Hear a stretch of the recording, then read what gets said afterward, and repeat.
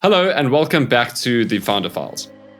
One thing I love about Africa as a melting pot for entrepreneurs is that the opportunities for social impact or shared value businesses is pretty much endless. Because there are so many services, or more should I say disservices, that are not being delivered by our governments to our communities across the continent. And one such example of a business that's managed to do this successfully is Motion Ads.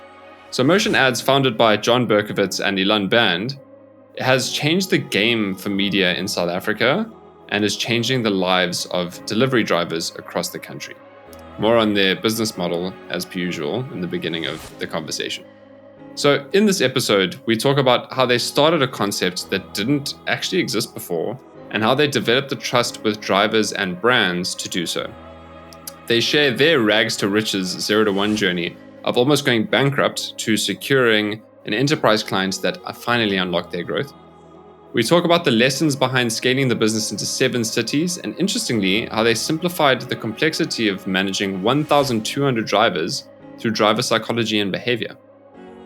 They share a behind-the-scenes view into their operations and how they built out their tech stack to scale this. We talk about landing a partnership with a company like Uber and what that was able to unlock for them. And finally, how they're activating delivery drivers as a new market category of consumers and all the opportunities that creates in the process.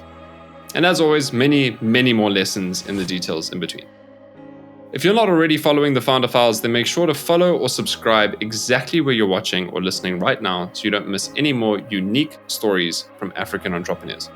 And don't forget to follow us on our socials to keep up with all new activities. But, ladies and gentlemen, without further ado, John and Elan. Welcome to the Founder Files, the podcast that's like eavesdropping on a conversation with a successful entrepreneur over a fireside chat. Join me, Cameron Coots, through this unique experience of unfiltered stories and insights from scaling founders around the globe as they share their ups, downs, and everything in between.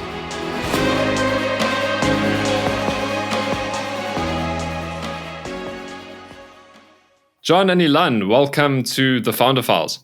It's been a long time coming for you to be on the show. We've known each other for quite some time. I mean, Elan, you and I have seen some of the behind-the-scenes view to each other's businesses of being part of Civitas. So I think to show this behind-the-scenes view to our audience, I think is going to be an awesome story. So guys, I can't wait to get into it, and welcome. Thanks, Cam. Yeah, it's really exciting for us to put down our PR speaker microphones and actually just have a nice conversation that's authentic and giving a bit more context and insight into what our journey's been. And it's really amazing to be here with you, and thanks for having us on. Yeah, damn straight, man. That's what this is all about. Great. Looking forward to it. Cool, guys. So I think just to start off, I mean, for those who don't, even those people that might know Motion Ads, right? Can you just explain your business and how the business model works? Yeah, absolutely. So basically, we're a moving billboard business. So we work with Uber Eats in South Africa, and we turn the food delivery bikes into moving billboards. So effectively, on the back of the bike that we all see driving around is the box, and we turn that box into a moving billboard. We also do other things like hand out flyers at the point of delivery, all the while building a business around being a social impact to the driver, who earns an additional income every month that they carry the advertising. So fundamentally, think of us as a moving billboard business trying to make an impact for good in South Africa. And then on the note of social impact, but also what you've been able to achieve as a business, I mean, you've got over 1,000 bikes on the road at the moment. I mean, you've been able to do over 10 million Rand payouts to drivers. I think both of those are incredible goals. Can you just give the context of where's the business at now? Yeah, sure. I mean, I think that summarizes it really nicely from where we've come from to where we are. We're in a stage where we're nationwide operating this business. It's a very manual, operationally heavy business, which we'll get into the weeds of. But fundamentally, where we are is in the scale-up process. We are trying to work with as many drivers as we can and get as many branded bikes on the road carrying advertising. So we're at, I think, 1,200 bikes on the road, and always looking to scale not only the number of bikes on the road, but also the impact to this driver and the driver payout amounts. Awesome. The one thing I want to go off script, because I mean, we were having an authentic conversation, right? Is just the term scale up. Like I've never found a consistent definition. I found certain good ones about like growth rates, and I mean, I've got my own, potential definition of what it means to be scale up. But when you say that you're in the scale up phase, what does it actually mean to you guys? Well, it's funny. We've been running the business 5.5 years now. So for a long time, Elan and I always used to walk into a room and proudly say, look, we're a startup.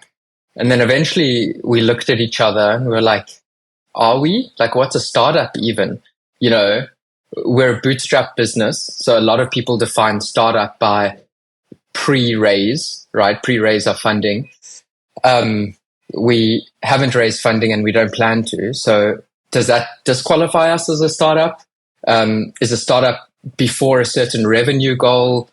Is a startup how many staff you have or lack thereof? So I think we struggled with the definition of a startup for a long time. And then we started calling ourselves a small, medium enterprise. And that just wasn't very sexy. So now we don't know what the hell to call ourselves. But scale up to us really means, it's almost where do you find product market fit? And how do you take that product market fit and scale it up? I mean, I hate to use the name in my definition, but how do you, productize and repeat this product market fit that you've got, while also importantly opening up different verticals, both of which we're doing at the moment. So I think those two classify where we are right now. And then lastly, just, revenue growth. That's thankfully also scaling very nicely or accelerating, along with our staff count and other, I guess, traditional measures. So yeah, we find ourselves in that point. Traditionally, they say you kind of scale up between the years of 5 to 10 years operating. So I think we're on track, if that's anything to go by. Awesome. Thanks for that context. I mean, just to add to that, Cam, I think the scale up also relates to a geographical expansion of a business. So I think, we've had different phases of the scale up journey, from just starting in Johannesburg, getting to 50 bikes in that city, and then cool. What's the next phase? Is it going into the different geos? Is it reaching 200 bikes? So I think there's a geographical element, and then the question is, okay, well, after that, is it going into Africa? Is it going into international? So, just to add a bit of a geographical element to the picture. Yeah, 100%. And I just, the reason why I asked the question is because, you are in the phase. So the way that you answer it also explains how you're thinking about it. And I think just the key things point there is like, you've clearly definitely validated product market fit. Right. I mean, you say that very, very confidently. You no longer think of yourself as starting, right? So you're beyond that phase. And the whole point now is viewing growth, but not just in terms of your external environment through markets. You also mentioned that in terms of verticals, you're thinking geographies, but you're also looking at growth in an internal environment perspective. And you're holding those pillars together at one point. And in my opinion, that's the difference between scaling and growth, where growth is just how do we grow?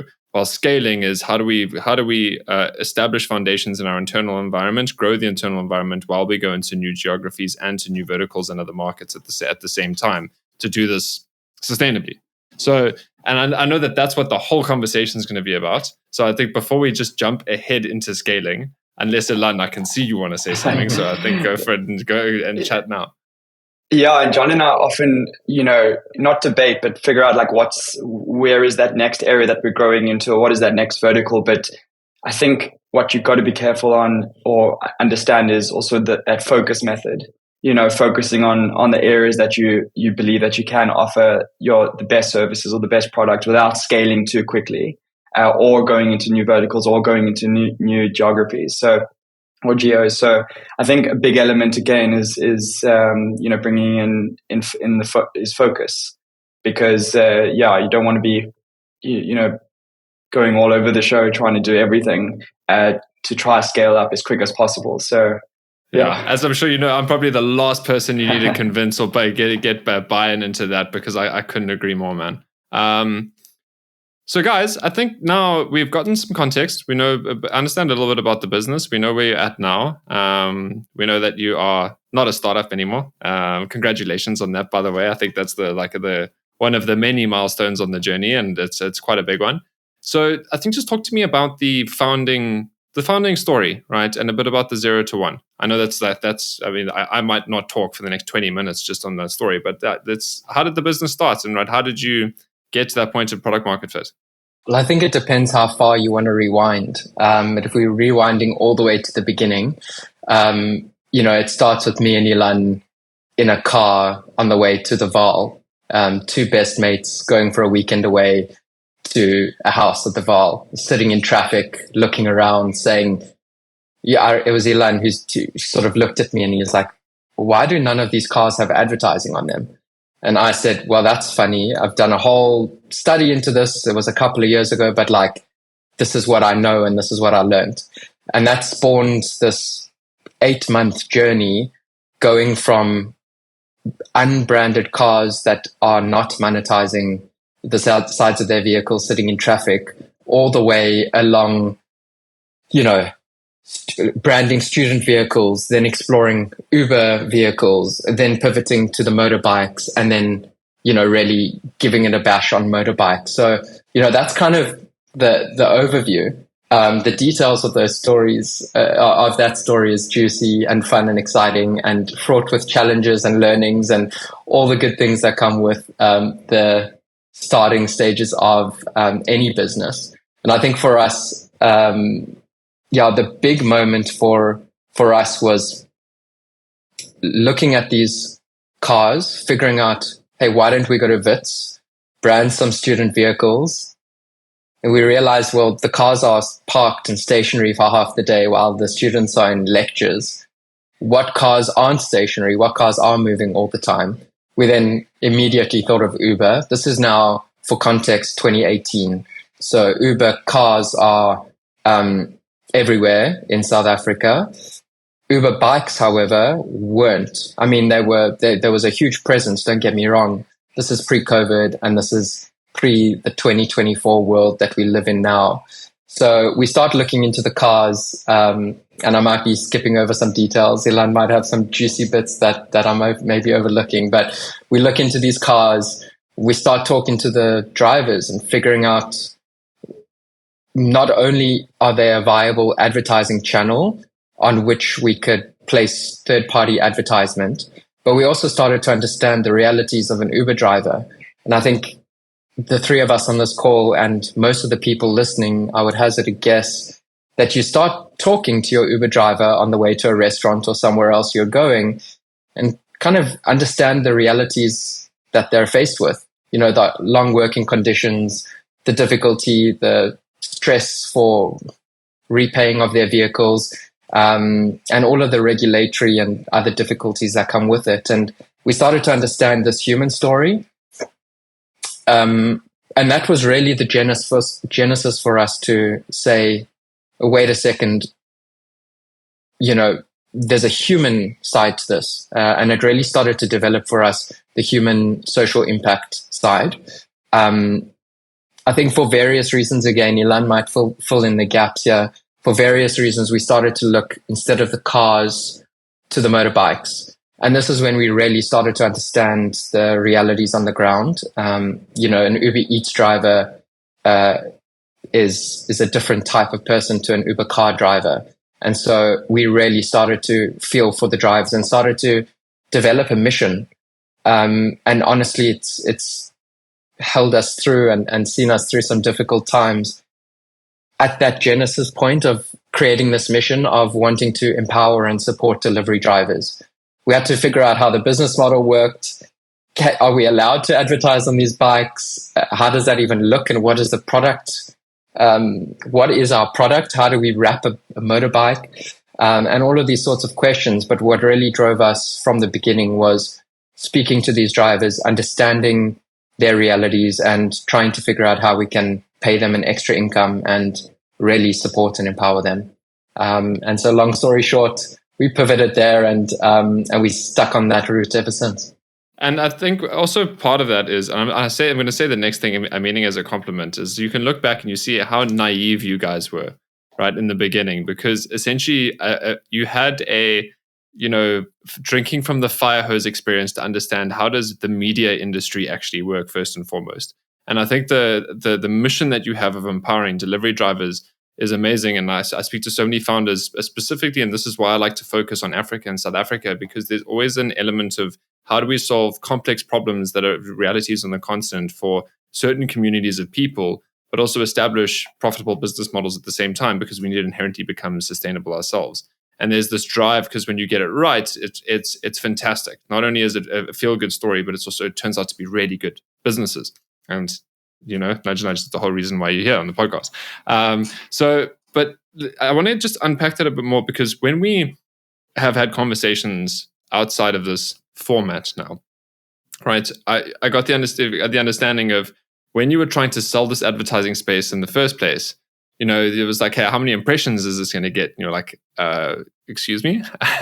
Oh, what does that mean? And so I think I do want to definitely give the drivers the time and the daylight as necessary to align with your mission, but also just want to understand your customers and a bit more about the learnings that you had to go to realize that this was something viable and honestly also something that hadn't been done yet.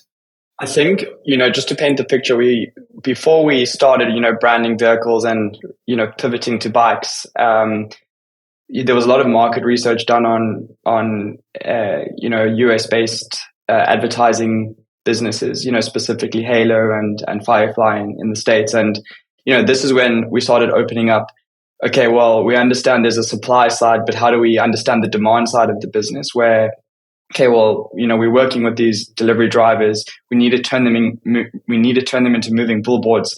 But what does that mean? So why and how do we sell that space to clients? John and I are neither from the media background at all, and starting talking about how naive we were getting into the advertising space, didn't understand logistics, didn't understand media, and it could be a bit of a blessing that I think it's a great story when we started realizing we needed to count impressions and eyeballs and what does one bike mean and how do we compare this to a billboard. We were trying to figure out how do we actually count the impressions. How do we see how many eyeballs actually see one of these bikes? And it's funny, it's a question that we get asked probably every sales call, because that's what matters is how many eyes, how many people see this bike. And back in the day, we hired a student, and a lot of the time we would hire students to help us with certain projects in the business, with being bootstrapped with limited resources, limited capital, would dip into the student world and ask students to help us with certain things. And the one was, we must have paid a small fee, but we asked a student to meet a delivery driver at the garage at 7 a.m. and basically follow this delivery driver with one of those clickers. And for every vehicle and person that walked or touched that bike, the student would click the clicker to count the number of drivers or people walking past, and basically follow that bike from 7 a.m. till around 7 p.m.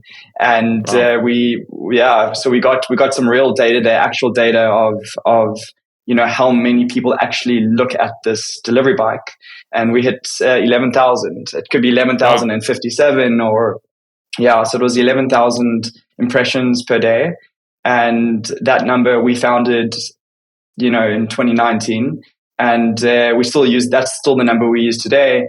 However, that doesn't take into account past 7 p.m. When the drivers are still doing deliveries, but it's not as bright because it's in the evening.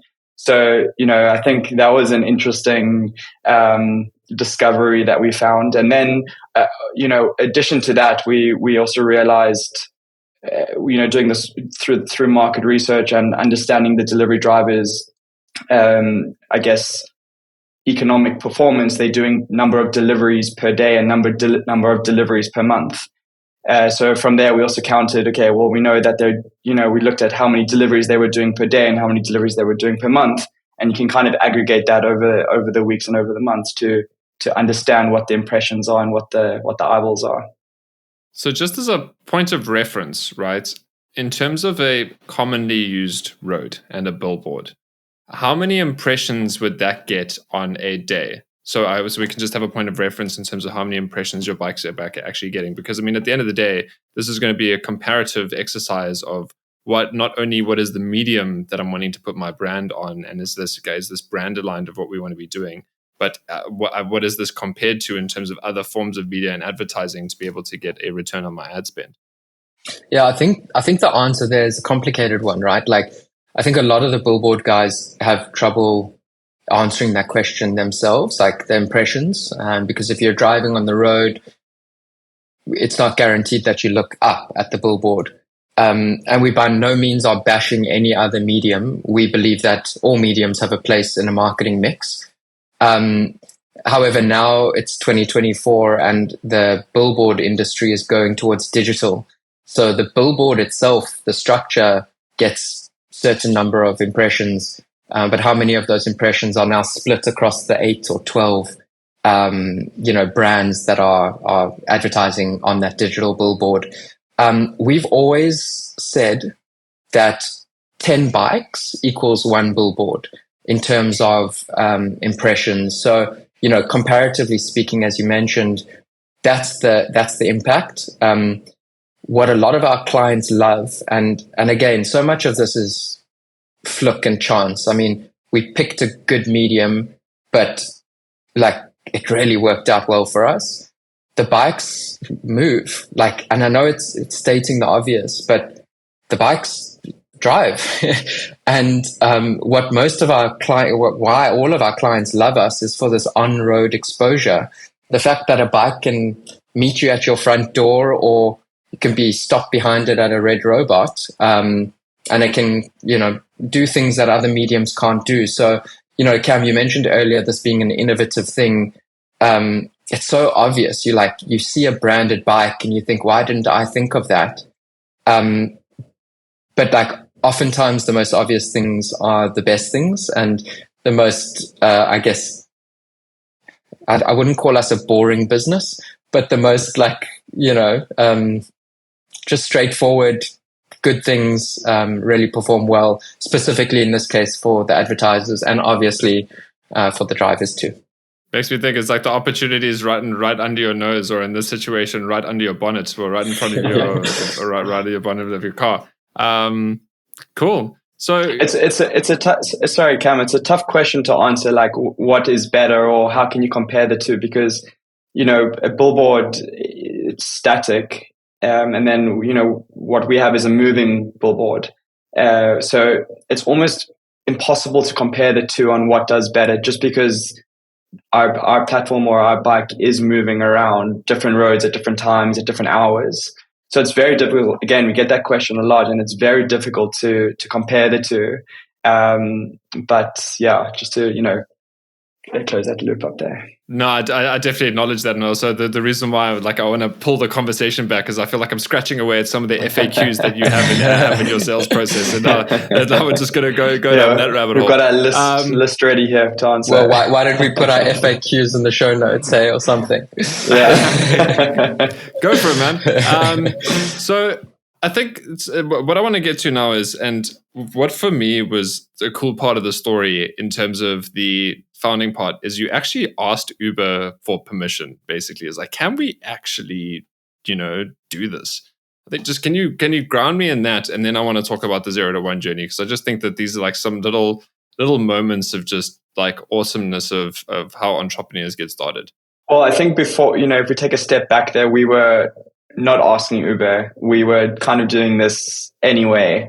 We had this idea of, working with cars, and then, that obviously pivoted to bikes. But before we got to the bikes, we, were looking at Gumtree and student cars. And then again, with that supply and demand issue, going back to the supply, we couldn't find student vehicles. So we went to Gumtree, and then, realized, well, no one's really putting their vehicles on Gumtree to advertise. Okay, the next option is Uber cars. We know they're driving everywhere. And, to speak to John's story, we were chatting to drivers throughout the months and asking them questions, and seeing if we could do this. But at the back of our head, we always thought, can we actually do this? Can Uber stop us? Can they, will they allow us to do this? Is this legal? And, talking about an entrepreneurial journey, we went ahead with it. And we started branding a few vehicles. We then started approaching Uber and knocking on their door and saying, hey guys, we've got this opportunity. We would love to work with you. And for about a few months, they just kept on, kind of reading proposals and kicking the can down the road. And there was a specific meeting where, they allowed us to, basically it came out that these drivers are independent contractors. And ever since that we heard about that, we're like, okay, well, that means anyone could kind of be working with the drivers. So as soon as that became a green light, John and I, once we understood that, we thought, okay, well, we can kind of carry on with the process of meeting drivers, branding bikes, and so on. I can imagine that was quite an exciting moment because it was like, yes, no, the world is our oyster, and like we can take it, we can take this off. I can imagine though, although as obviously devastating as COVID was, I think just from a market acceleration perspective, specifically in your space, because I mean, just even when we started the conversation, we're saying we need to think back to 2018. It's not a 2024 world, and it's crazy how quickly we adapt to change, because now it's the norm to see a lot of delivery bikes on the road. But in reality, and we've forgotten what it was 6 years ago, but that was not the norm in 2018. There were not a lot of delivery bikes on the road. And I think that's fundamentally changed. So besides that context, I want to understand a bit about the 0 to 1 journey, because there's a very meaningful moment when it's like, okay, cool, we're no longer in infancy and trying to figure this out. Now things are going to start taking off. So talk to me about this moment where started branding bikes, independent contractors, you can do this. There's we've addressed the supply issue. How did you now start ramping up demand? Cam, it's crazy when you think about what needs to go into a business to go from 0 to 1, right? So what is 0? 0 is having nothing, no idea, no product, no market, no research, no clients fundamentally. And then to go to 1, well, what do you have to do? Well, you have to figure all of that out.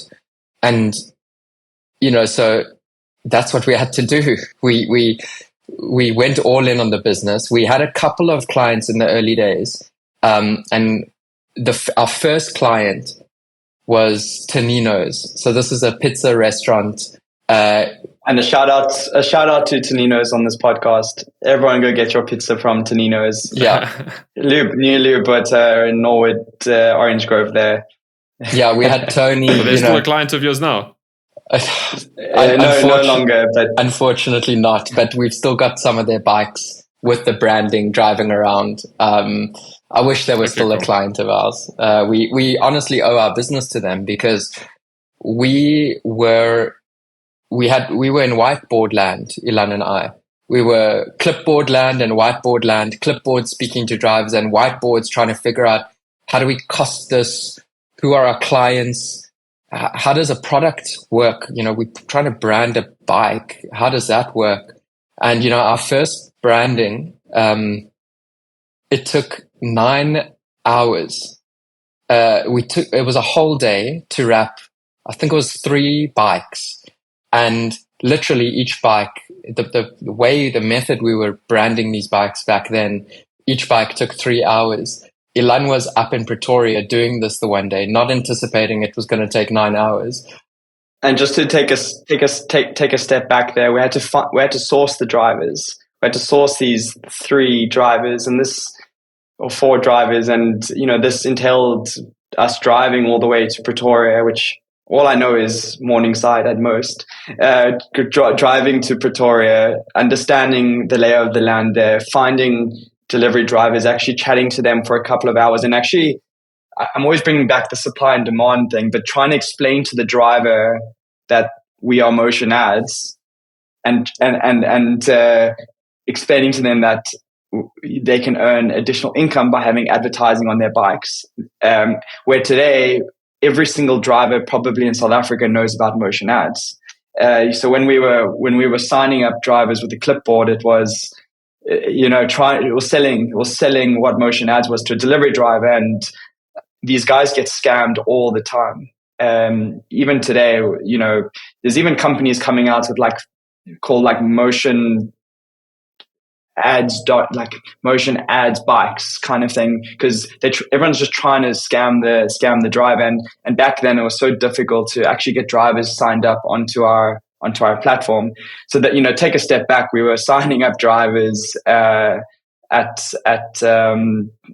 corner shops and garages, and coming back to actually putting branding on this bike, we met these drivers and spent the whole day branding 3 drivers. And at a point I got so embarrassed that I ended up going to the KFC and buying the 3 guys KFC and giving them KFC, and kind of sharing a meal with them, because we've kind of taken a whole day away of delivering.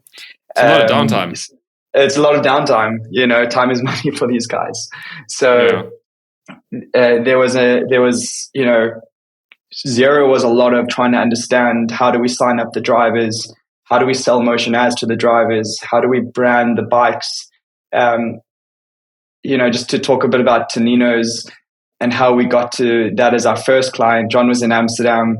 I was in Johannesburg, and I remember calling John, and I said, "You won't believe it. We've got our first client." And it was as simple as calling the corner pizza shop. Guy answers, "I sell motion ads. I give my elevator pitch." He says, "Amazing, come through to our offices, or come through to the store." This was on the same day. So I, quickly got my computer, went from our offices to their offices. We obviously had all our proposals, and went upstairs to the restaurant, sat down with him, and gave him the pitch. And he was like, "Great, well, we'll take 4 bikes." It was as simple as that. Had the call, went for the meeting. He said, "Cool, I'll have 4 bikes." And I was like, "Oh my gosh, do I send an invoice? Do I send a quote? Do we have a contract? Do I need to send the contract now?" Walked out of that meeting, called John, super excited to say, "We've just landed our first client, 4 bikes for 3 months." There was a few stories like that where we landed these small little businesses, but as simply as that. And then there was a downtime, which was scary and rough, and we'll get into that. But going from 0 to 0.1, it was simply as calling Tonino's, and he backed us. He backed us from the beginning, and I think that campaign ran for about 2 years successfully, which was a great journey from the beginning, and we learned so much from that. So just to give some context to the scaling journey, what I want to understand now, and to give this a bit of spice, is some just numbers around. You went from 3 hours per bike to wrap to what is it now? That's part 1. And then part 2 is you went from 3 or 4 bikes for 3 months on small businesses to now what is your kind of contract size with the kinds of clients that you have. So just to show the difference of where you started to where you are now. Yeah, well, I think it started 3 hours. Now we can wrap a bike in literally 3 minutes. In terms of contract size, we went from 4 bikes for 3 months to some of our biggest campaign is in the hundreds of bikes, and we've got 1,200 bikes on the road for 12 months. So now we're talking a whole different ball game. And also, we went from clipboards to side of the road, trying to tell a driver that, hey, this isn't too good to be true. I promise you, this is a real thing. Believe us and come on Tuesday, and we'll wrap your bike and pay you money. To now having a fully automated tech system where we're integrated with Uber Eats, and we have thousands and thousands of drivers trusting us and on our databases and engaging with us. Plus, I would love to say that our sales process has become more refined and we make quicker sales. But honestly, that sale with Tony was our quickest and easiest sale to date. We didn't know how the hell to execute afterwards, but it was our quickest and easiest to date. And now we have a sales team and our sales cycles look slightly different. But what's funny is it feels like a completely different business, but at its fundamentals, we still brand a bike, we still charge a client, and we still pay a driver. And not much has changed from the very first campaign. We just, I guess, scaling up, right? Doing more of it for longer. And I think that in its simplicity is why I feel like this is almost going to be on my gravestone at this point. It's complex, but it doesn't have to be complicated. And that's the thing, is it's really not complicated in the way that you explained it, but as you grow, it just becomes more and more complex just because there's so many more variables at play. So guys, now I think I can just imagine the people watching and listening to this as like, hey, now I'm itching. I want to know how you kind of got to there and tell me all the lessons, show me the complexity. But I think for the first point to show is like when the 0 to 1 journey ended is when you got your first large corporate client. Talk to me about that, because from my understanding, that was the difference from 3-month contracts to now, and a handful of bikes to a bunch of bikes on a 12-month contract, and that's when things really opened up for you. Talk to me just about that little time period. Yeah, well, I think we went, and I'm not afraid to name drop some of our early clients, right? Because I think in South Africa specifically, the corporates that back the small businesses really deserve a shout out, and it literally is the lifeblood of a small business. So, we went from Tony at Tonino's. We then got Yoko. So Yoko was our second client. And we thought, geez, how did we just land Yoko? So we landed Yoko, and I think it was also a 4-bike campaign up in Pretoria. Then we had Sorbet Man. We had SA Waterproofing. We had a couple of these clients in their very early days. Yeah, and I just think it naturally grew from 3 bike campaigns to 5 bike campaigns to 10 bike campaigns, 20 bike campaigns. And just an interesting note there, when we were looking at our pricing sheets, we used to price or show a number of, also that's a whole journey by itself, showing how we actually sell bikes on a proposal. But we originally had maybe, you could buy 3 bikes, 5 bikes, 10 bikes at most. And then we said, well, let's remove the 5 and let's have 5 as the lowest and 10 as the next one and 25 as the highest. All of a sudden, 5 was becoming our latest purchasing campaign. And then we slowly grew that. We went from 3. Now I think our lowest is 25. Yeah. 25. So that was, kind of playing that A/B testing and just kind of offering the highest, or offering to your client, like, whatever's on option, they're going to take it. And that was super interesting because that journey grew from 3 to 5 to 10 to Sorbet Man to Yoko. And then it was, just to talk a bit about those rough times, in 2019, we got Tonino's, we got Yoko, and then from August to December, there was just nothing. There was no sales coming through. The model is great because it's annuity. So those original clients would renew, and therefore that's a renewal. And therefore they would, kind of take 3 months and take another 3 months, and that would kind of roll us. And then beginning of 2020, still trying to figure out everything. We're in a world where we actually couldn't afford rent that month. It was January. Yeah, it sounds like the moment where it's like, okay, and we're off. Oh wait, no, we're not. Yeah, we really thought we were, especially having these 2 brands they were renewing. And I think this is where that passion comes in and the drive and the grit, because we're so passionate about what we do. We just, we're calling for hours and hours and hours.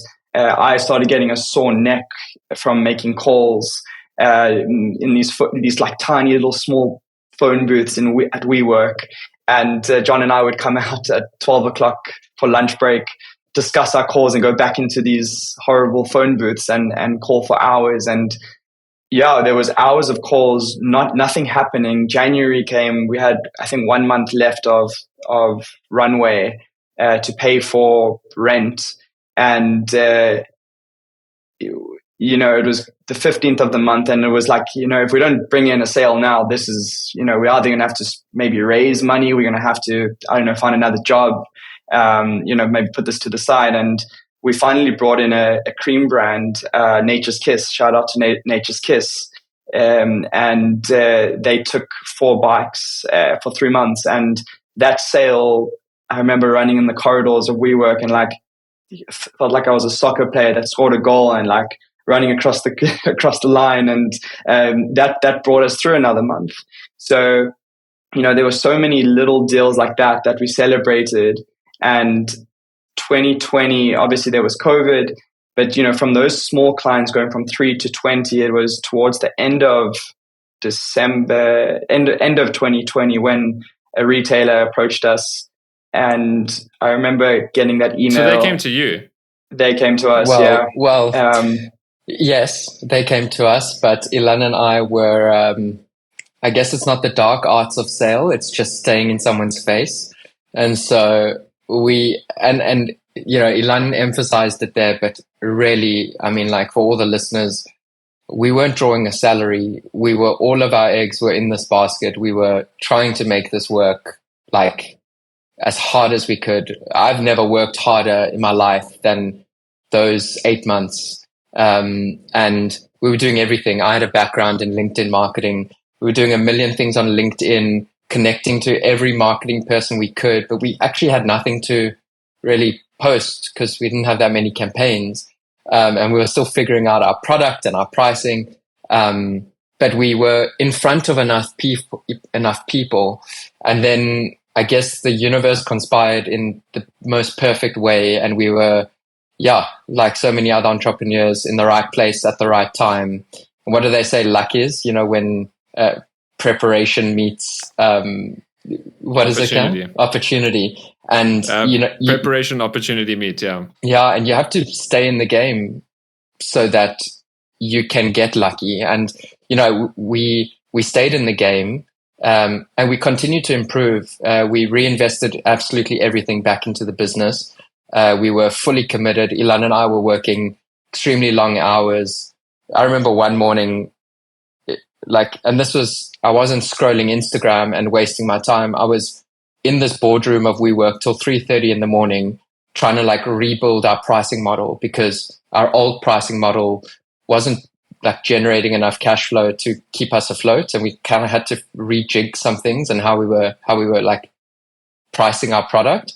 And these are some hard times, doing the hard graft and being in the right place at the right time for this particular retailer who, now this is COVID, right? So this retailer's playing catch up. They're trying to create a perception that they've got all of these bikes on the road, and they wanted to brand our bikes because our bikes were on the road and were doing these deliveries. So, we were trying to figure out all this time.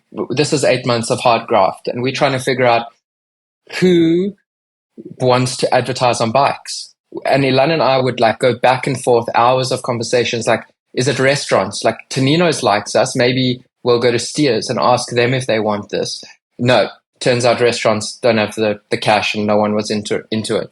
We're thinking estate agencies, real estate companies. No, they also. Then we thought that we went telecoms, we went FMCGs. We had tastes of success, but we never really found it until this perception creator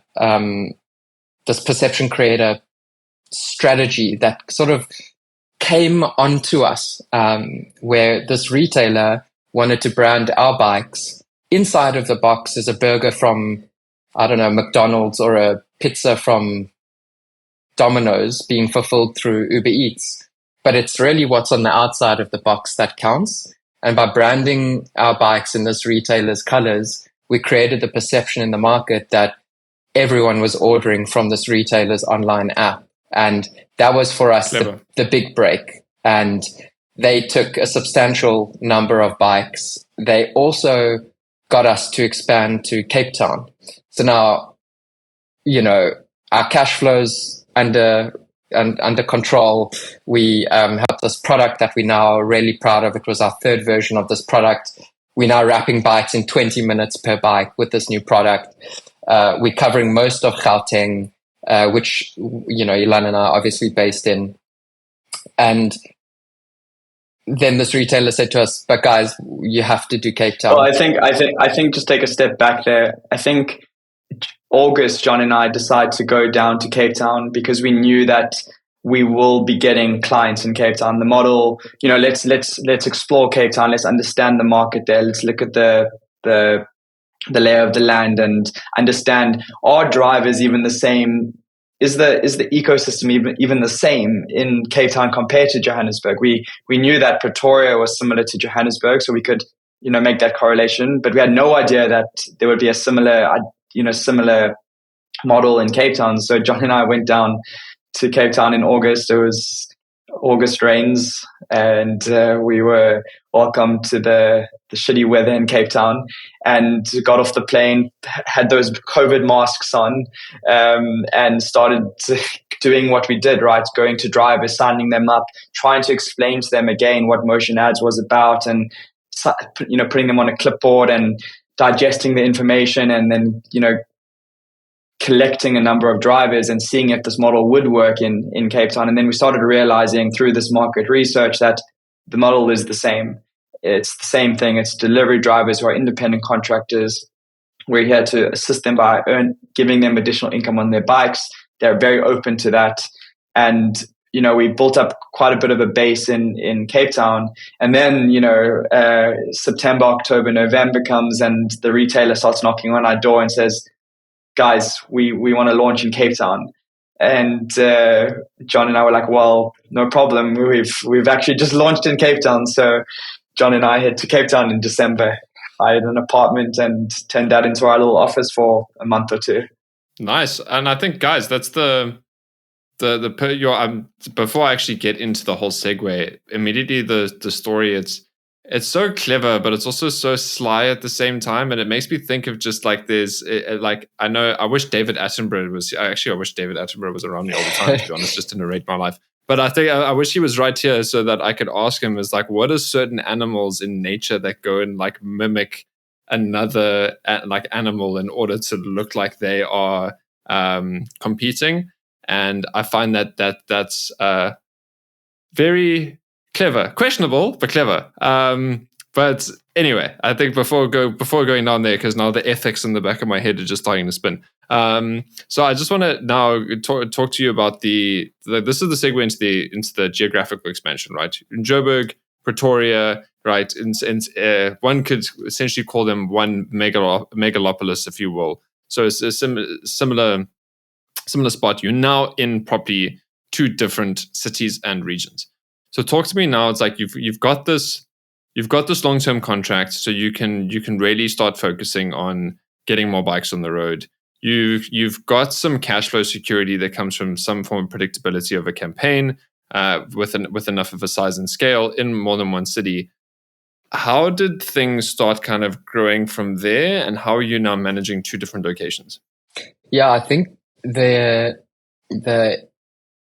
important thing to realize, this is not all sunshine and rainbows at this point either. Like, there's still huge insecurity that we're feeling in this business. And like this, Founder Files is a place to be vulnerable and to share real stories.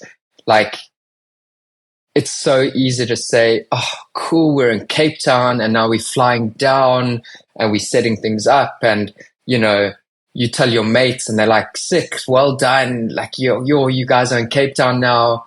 But this is still hand to mouth stuff. This is month by month. We're still having to do everything in the business. It's still me and Elan who are fulfilling all 8 functions and more of the business and trying to. So it's still just the two of you, eh? You didn't have any permanent employees yet. So we had in Joburg a city manager. That city manager is now, underneath me and Elan, and they're managing the city. So fundamentally, a lot of the driver,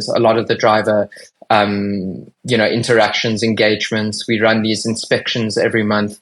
Operationally, it's a very difficult business to run, There's so many moving parts, and the bikes always have to look good because that's what clients and brands are paying for. So to ensure that the bike's always looking good, to ensure the drivers are always happy, to ensure the product's always great, and to manage the life cycle of a campaign in general, there's a lot of moving parts. And so Elan and I were doing that for so long. Elan and I were the guys wrapping the bikes. We were the guys driving to collect stock. We were doing everything. Elan mentioned earlier we had some student help. So as we were growing, we started to have one particular student who would come into the business and help us on these days of inspections, or what we call flighting. So flighting of a new campaign, the start of a new campaign. We then have a city manager in Johannesburg, who, again, we bootstrapping. So the sort of that level that we were able to hire was like very entry level. So Elan and I are fundamentally doing most of the work, and still a lot of the manual work too. We were at every inspection. We were doing all of that stuff. And we start going to Cape Town. And again, just to come back to this insecurity, we know that we've got a product, or product market fit. We know that we're in here on something. We've got clients. We know that we can do this. It's legal, it's ethical, everything's fine. But we're still. And we also start noticing that the model in Johannesburg is almost like a cookie cut model to a Cape Town. We when we go to Cape Town, and just to talk about that ethics side, Cam, when we go to Cape Town and start like understanding the market there, was first, okay, do we have supply? And then we started realizing, well, it's very similar to Johannesburg. It's the whole execution is the same. We started realizing that the model is the exact same. The market is the exact same. And we then start looking at hiring a student in Cape Town, exactly what we did in Johannesburg. So now we've got the city manager in Johannesburg. Well, okay, if the model is the exact same, the market's the same, well, we need a city manager in Cape Town. And, we kind of have applied that way of thinking from Johannesburg, and then applying that to the different cities across South Africa. Just to kind of talk a bit about it's not just John and I. We did apply like city managers underneath us in Johannesburg, and then in Cape Town, and yeah. Let's pause here for a moment. If you've made it this far into the episode, it's probably because we're talking about things that you're trying to implement in your business. You found your sweet spot in the market, you've gained momentum, and you've already been through a phase of growth. Because of this, you know that on the outside, growth is super sexy, but on the inside, it's incredibly difficult to achieve and to sustain. So now I've got a question for you. Now that you know the sacrifices it takes to achieve growth, how much time are you currently spending thinking about your direction and your next phase of growth? I bet not as much as you'd like, because you're still in the thick of it. Leading, deciding, pushing for performance, pursuing new opportunities, maybe even thinking about selling the business. See, your story is yours. But this chapter where growth meets complexity, this is when things get hard. Because you can listen to insights from podcasts and stories from people that have been there before, but applying it to your context is a completely different ballgame. So let me help you. If you want to have a 90-minute, no strings attached conversation with me, then head over to Metavolve's website in the description of this podcast below, and let me help you navigate this next phase of growth. Because at the end of the day, building a great business is complex, but it doesn't have to be complicated.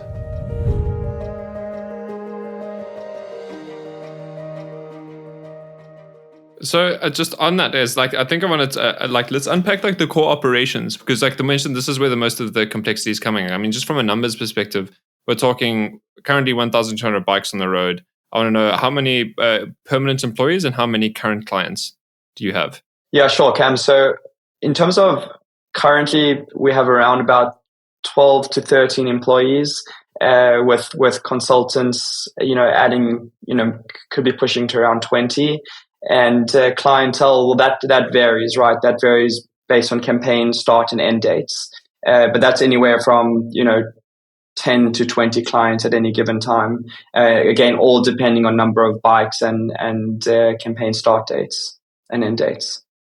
So that you're averaging a good like 100, almost 100. Maybe my math's off there. Maybe let's say 80 bikes per client, if you will, give or take. So I think what I'm interested about there is like the major complexity that you have to your business is just the volume of bikes that you need to manage, right? Like that's just so many moving pieces. I mean, again, I know nothing about the tech here, and I think we're going to give a proper talk to the tech, but the scale there is like I can just imagine tracking, like you mentioned, the inspections, the fact that you managed to essentially have a team of 13 core people, like you say, with consultants to ramp it up to 20, being able to manage 1,200 bikes on the move, right? I can imagine like you must be averaging the number of scrapes and accidents, and like there's just so many literally moving pieces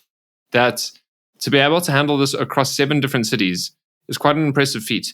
And I know that there's a lot of tech in the background that allows you to be that lean and that efficient. But I want to talk to how you started figuring out, you mentioned that copy paste. What did that look like from the behind the scenes perspective, and the operating model that you defined in a way that was scalable? I think for us, our expansion to new cities wasn't as complicated as other businesses who expand. You got a lot of businesses who go to Kenya or go to London, and they fundamentally have to like restart, contracts and entities and pricing models, and they have to hire a whole different currency, right? You got all of those complexities. When we were expanding to Cape Town, as Elan said, we had to figure out that it was the same model. But once we figured out it was the same model, then it was just taking what we did in Joburg and Pretoria, doing it in Cape Town, and later Durban and Gqeberha and Stellenbosch and the rest of the cities we operate in. In terms of, and yes, I'm not giving ourselves enough credit there. It's really hard to enter a new market.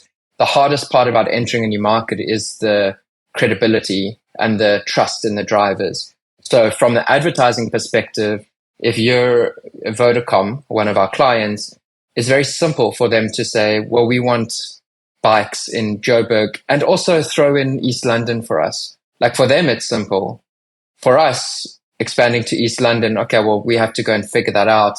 And again, drivers think it's too good to be true when you tell them you're going to pay them extra cash for doing no extra work. So the reputation of Motion and basically convincing the drivers and creating a driver community in which the drivers are really buying into the Motion mission and also playing by our rules. And when I say play by our rules, there's a million moving parts. And when we first started the business, figuring out what our rules were, what our expectations of a driver and what we needed from a driver was the big thing.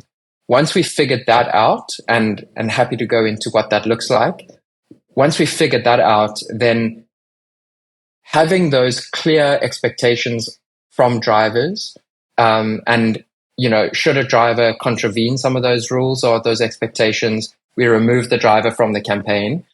Should they excel, then we financially reward the driver. So we started to build out incentivized remuneration model similar to the Discovery Vitality. And at this point, tech is fundamental in this whole thing. So we've got a behavioral based remuneration where we deduct income, or we punish, for lack of a better word, badly performing drivers, and we incentivize and encourage better performing drivers so that our drivers are the best driving on the road, that they're adhering to our rules, and that, again, we're paying out as much as we can to the drivers. So once we figured out that fundamental model of, how a driver needs to behave on a campaign, and then we got our team to enforce those rules in a very, in a very nice way, right? We're not a bunch of bullies. We're a nice company. That's social impact. So once we figured that out, it really didn't matter if there was 4 bikes on a campaign or 4,000.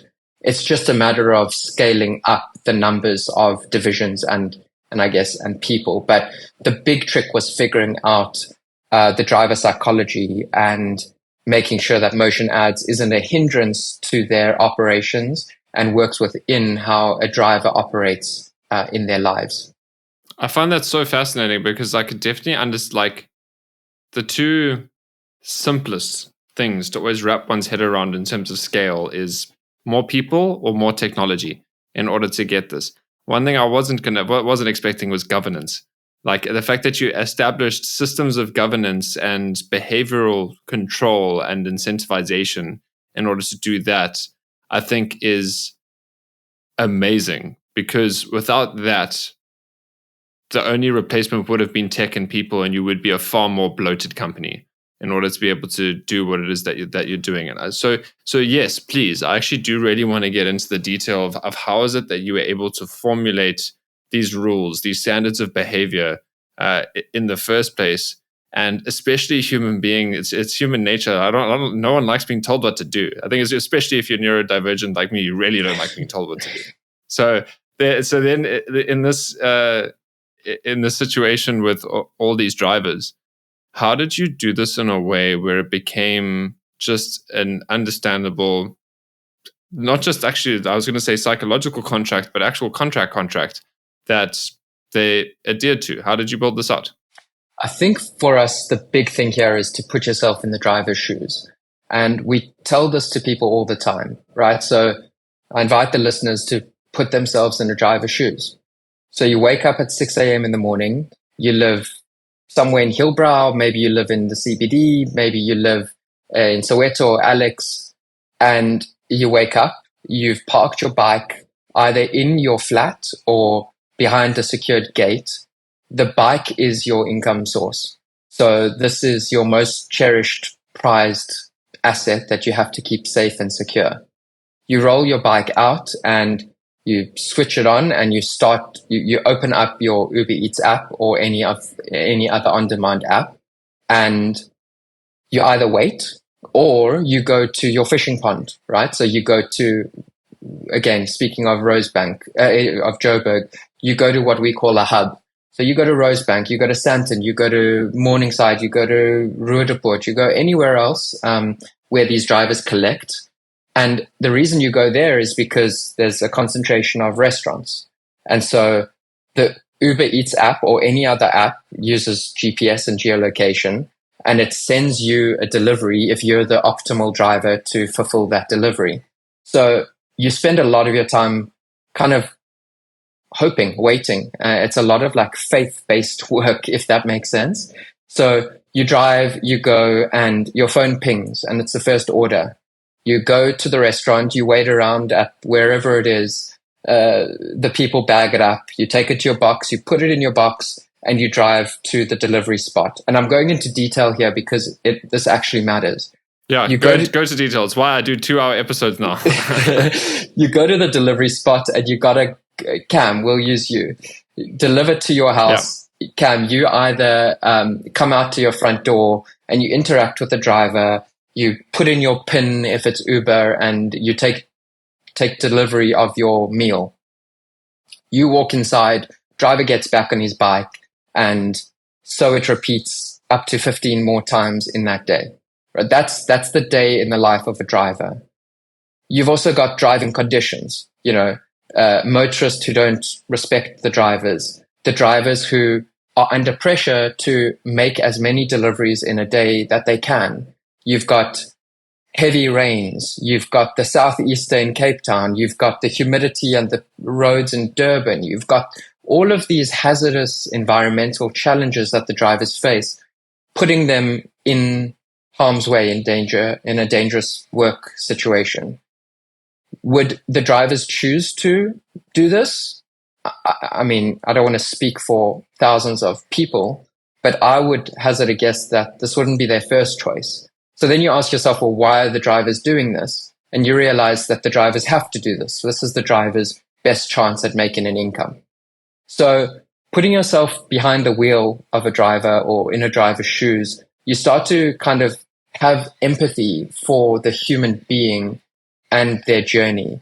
Elan and I, as I think a lot of South Africans are, third, fourth generation immigrants. And I know personally my story of my great-grandfather is not too dissimilar to many of our drivers, right? My great-grandfather came from Eastern Europe. He walked through the snow of Russia, down through all the way through China, got on a boat, landed in Durban. And when he lands in Durban, what does he do? Right? He can speak 5, 6 languages at this stage. He lands at the age of 18 after having done this journey for 5 years. He lands in one of the languages he can speak is Mandarin. So the job he gets, the only job he can do, is to sell foodstuffs to the Chinese miners that were operating in Durban at the time. So from there, he gets a little cart and he starts selling things in his cart. And from the cart, he opens a store. And from the store, his son comes and runs the store for him.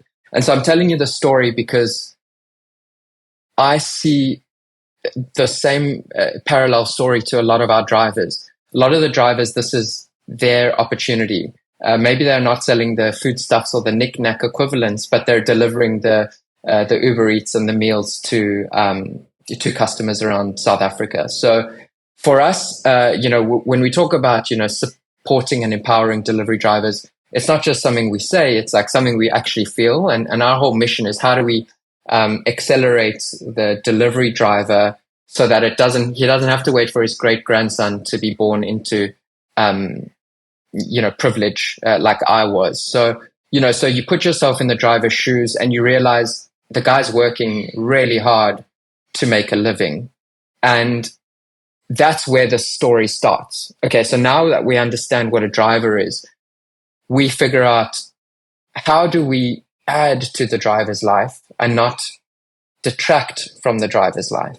Huge as a business, I'm saying, as Motion Ads, how do we empower and support and not create extra admin and a headache and, I have to go and do this now. So, because the easy thing to do here is the simple way that most people approach trying to govern human behavior is here's the rule. If you don't do it, here's the punishment, right? It's not through understanding and empathy and making your life easier and explaining in that way. It's just about this is going to make my life easier. Please, according to these rules, this is the policy. If you don't adhere to it, here's the punishment. Okay, thanks, bye.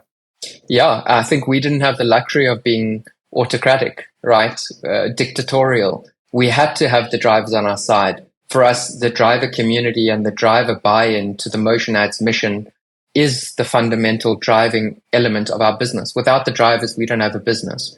And Elan and I knew that all too well because we were at the coalface of this all, speaking to the drivers every single day as we were wrapping their bikes and starting to understand these realities. And so we had to create a system and a model in which the driver willingly participated. And, the move. So now I'm getting to the moving parts of the business. We have to meet a driver once a month for inspections. So the question is, how do we make that the most enjoyable experience for the drivers? So we go as far as giving snacks and chips. We have an urn at the offices during winter, give the drivers teas and coffees and hot chocolates.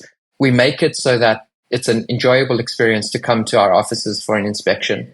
We create an environment and a community within the driver base where it's not this chore that you have to do, but it's actually something you look forward to so you can catch up with the other drivers on the same advertising campaign. We make sure that those inspections are quick, right? Time is money for the drivers. Any time that we take away is a delivery that they're not doing. So these inspections are done within an hour.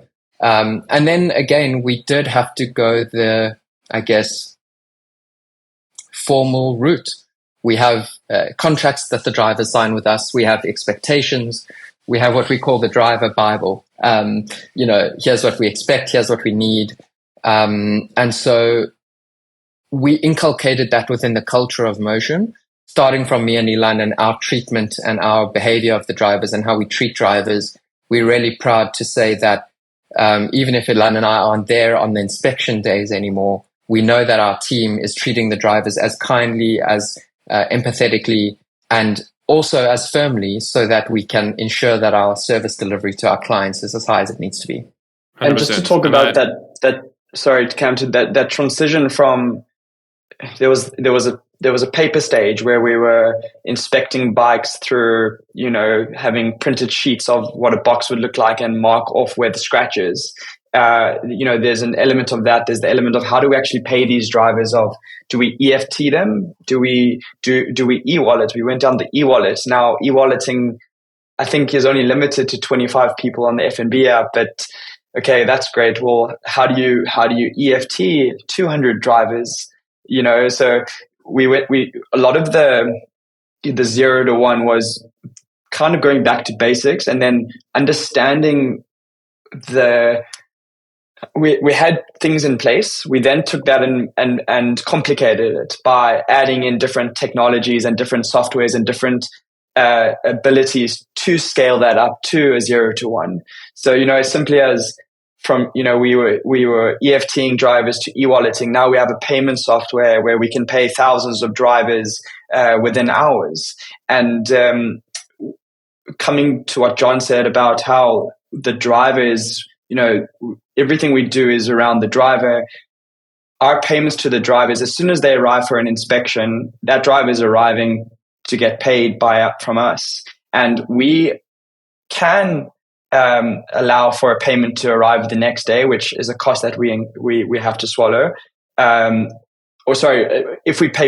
we allow it to go into the next day, 24 hours, it's free of charge. But if we want that money to arrive in the driver's bank account, we're happy to swallow that fee because we want the driver to receive the money as soon as he arrives at an inspection. So whatever we were doing, it was to help the driver as much as possible. Just to speak further on that. Basically, and we would going as we don't expect drivers from Fourways and Midrand and Bedford View to meet us at our offices in Sandton. We started partnering up with local little retailers, or we started working and had a partnership with Tiger Wheel and Tire, where we were using their stores around South Africa, where we could meet drivers in those areas to where we would send inspectors and our city managers to those hubs, so the drivers don't have to drive from Midrand to a Sandton. I think just even that is I think that I love. Just immediately I pick up on the ingenuity of that, because you could Tiger Wheel and Tire, you're doing an inspection. If something needs to get fixed, you're there, right? And immediately they're able to generate that business accordingly. And obviously my next assumption is that in terms of being able to manage and maintain those bikes, because this is the asset of the driver, it's something that they obviously incur as a cost. Is that something that you subsidize? Is that something that you help out at all? Or is that entirely their responsibility? Well, these are the verticals that John and I are starting to explore now, is where do we go with motion ads? We've got thousands of delivery drivers on our platform. We're working with thousands of drivers that have ads on their bikes, and we're exposed to so many difficulties that they're experiencing, whether it's insurance or, their bike's broken, or, they need some sort of legal help. And this is something that we're currently exploring. In terms of the bike side, like how do we provide do we offer services to the drivers in terms of, mechanics? Often John and I would get inquiries about, a mechanic wanting to join our platform, and we offer this service to our drivers. And we often do that where we do provide some sort of mechanic services to the drivers, but it's nothing that we provide as like a primary service. It's nothing it's not what we're focusing on now, but it is something that we're always trying to give back to the drivers, is help them as much as we can, whether it's brackets for their bikes or mechanic services or something like that. Yeah, just on that, we've got rewards partners. So, whether it's a Tiger Wheel and Tire or anybody else, one, for example, is Vodacom, who created a unique data bundle at a discounted price only specifically for our driver base. So this was like a Uber Eats driver bundle that drivers could sort of take up exclusive as a motion ads perk. So we do things like that. We've partnered up with remittance businesses to help drivers send their money across Africa at a discounted rate. We even, a lot of our clients, Sorbet Man, when we ran their campaign, they had excess stock of sunscreen and sunblock. So they gave us boxes of the sunblock and we gave it out to all of our drivers.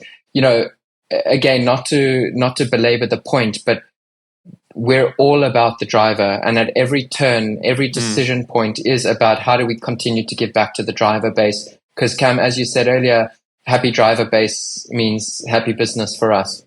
And that's where I can see the seeds of the evolution of motion ads and probably a rebrand in some points in your life, because where this is evolving into, or maybe not necessarily rebrand, maybe the rebrand of a holding company and motion ads is a subsidiary of it.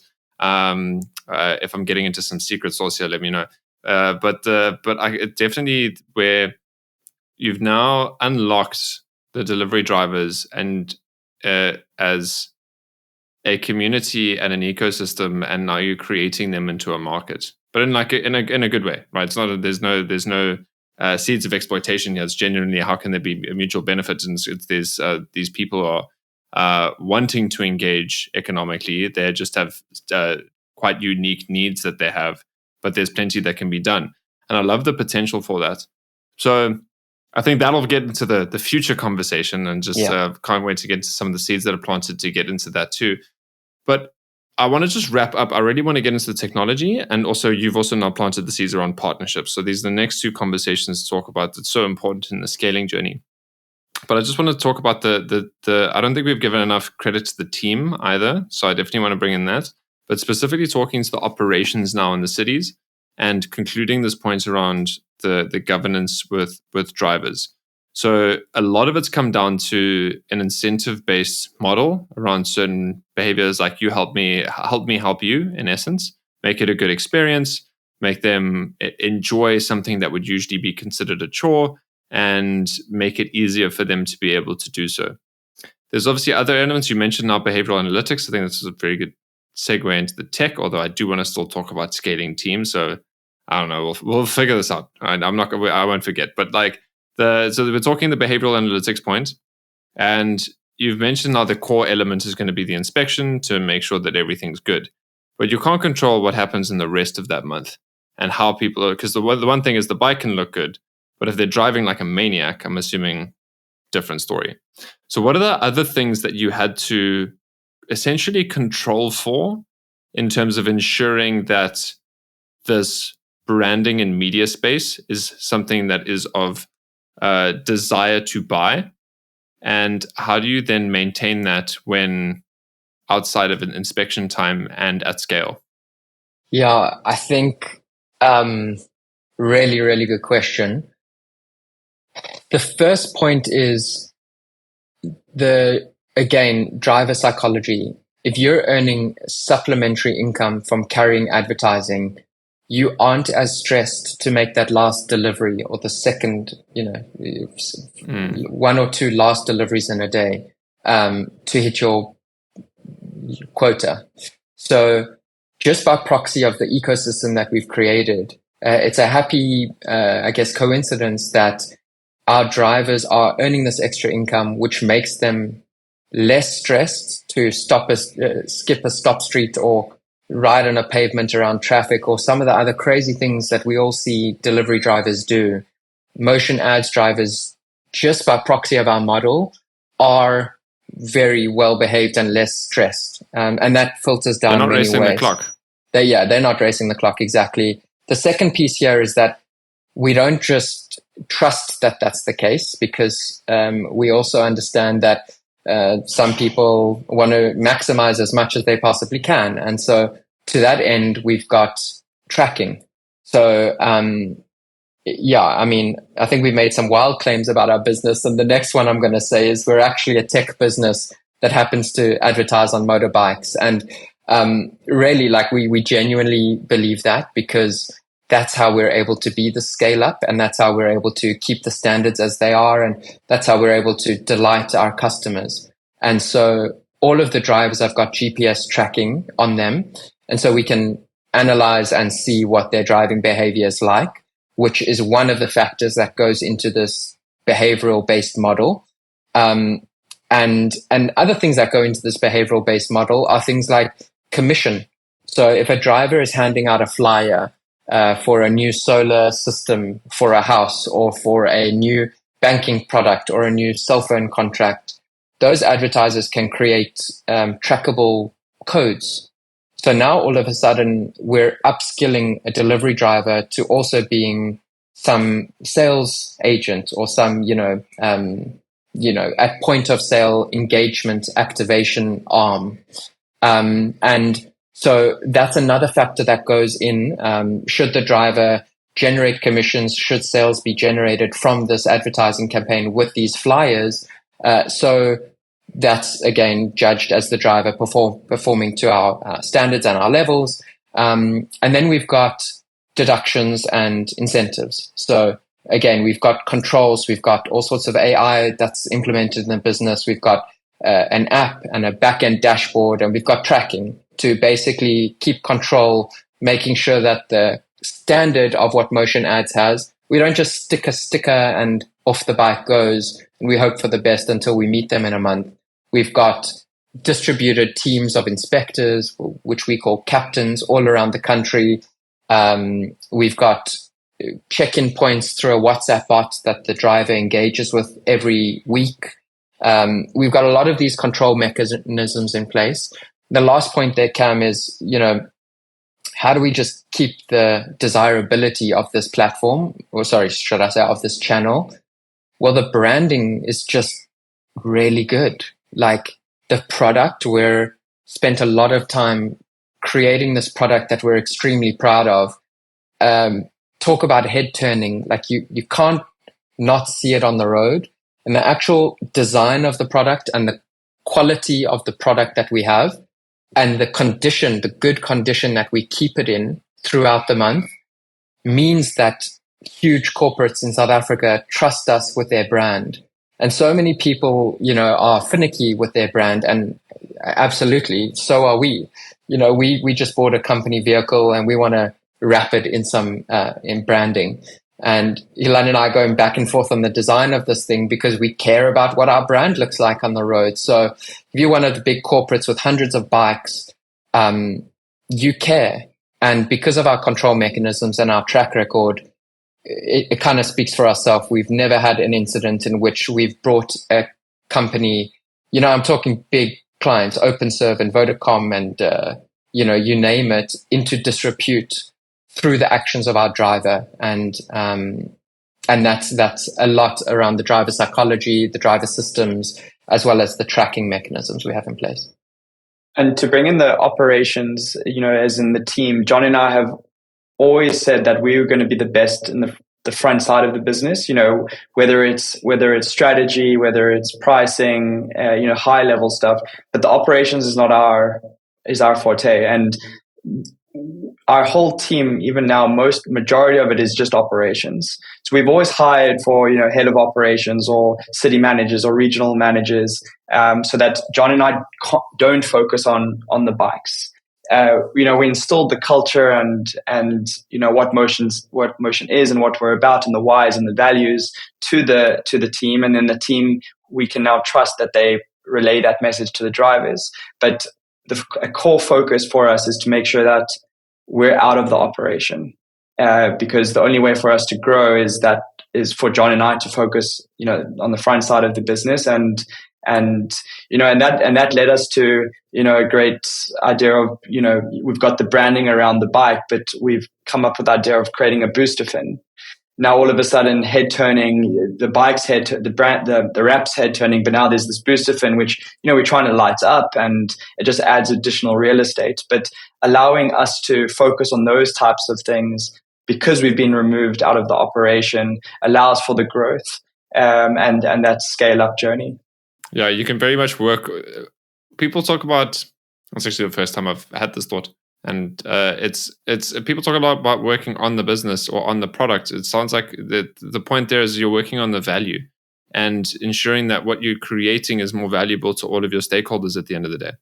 And that's where the supply and demand, marketplace comes in, because we're dealing with, the supply side of the drivers. How do we ensure that, we're paying them on time, meeting them on time, But then at the same time, how we're providing the best quality and value to all our clients. I think what a lot of entrepreneurs forget, and like, it's just at the base of every business, right? Is just providing value and then getting paid, remunerated in accordance to the value that you provide.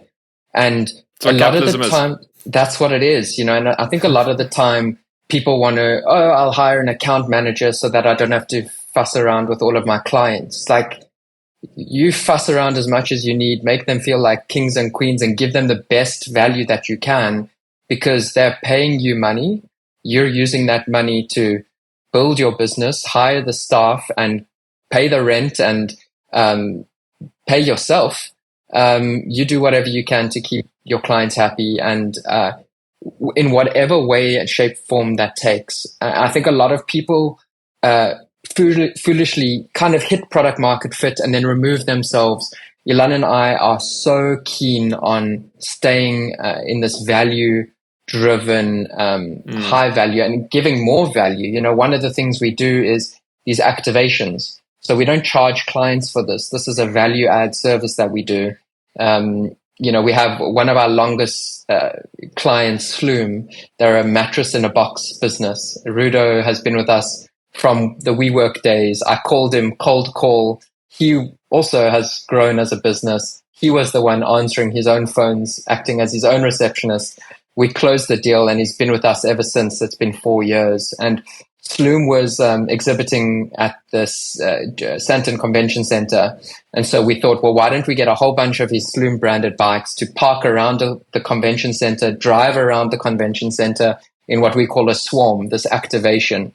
And by the time all of the guests of this convention got to his stall, they all said, oh, I've seen your bike, or what is this? Or I see these bikes. And so these are the like little extra pieces that we go over and above for, because it's all about the value you give into your clients. And I think it's a really important lesson for everyone to keep in mind and not forget. It's easy to forget it. I think and the point there, and that's why I actually expressly said it out loud, and thank you for expanding on it, because so many entrepreneurs get to the point of, how can I do something new and exciting or get new customers or new growth? And I think it's mostly that growth question that can be so seductive and pull you in the wrong direction, when the question should always be, how can I add more value? And inevitably you'll have growth. So yeah, shout out to all the value-minded people out there. So cool, guys. I just want to speak to the team, because you mentioned culture and values now. So I want to talk to you about how you've scaled the team and what are some of the roles that you had to develop within the company as it grew, and how you manage the complexity of the multiple people across 7 different locations. Because again, you're basically a remote first tech company with a huge on the ground presence. Yeah, Cam, I think, as I said, John and I have always focused ourselves outside of the operation. So focusing on sales and growth and strategy and pricing and product market fit and partnerships. And that's where when we started in Johannesburg, day one, it was, okay, how do we build out the operation so that we don't have to meet the drivers?